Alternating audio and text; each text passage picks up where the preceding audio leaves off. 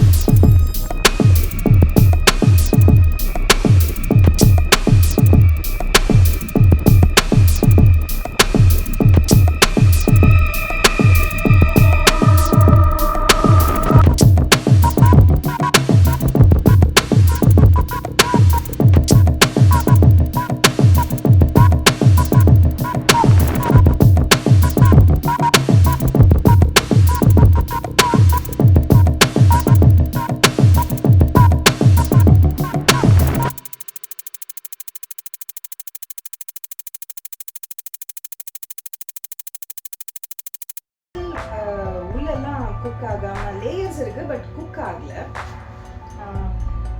ரொம்ப நல்ல குக் ஆகாத மாதிரி இருக்குது. ஏன்னா இது ரொம்ப கனமாக இருக்குது. கொஞ்சம் தட்டி போட்டிருந்தா இது நல்லா இருந்திருக்கும்னு நான் நினைக்கிறேன். மிச்சபடி டேஸ்ட் வைஸ் வந்து டேஸ்ட் வைஸ் ஓகே தான். டேஸ்ட் வைஸ் நல்லா தான் இருக்குது. கனம் தான் ரொம்ப ஜாஸ்தி இருக்குது. அதை கம்மி பண்ணியிருந்தால் அதை கொஞ்சம் தட்டி போட்டிருந்தா அது ரொம்ப நல்லா இருந்திருக்கும். என்னை பொறுத்த வரைக்கும் இந்த ரெசிபி வந்து குட்.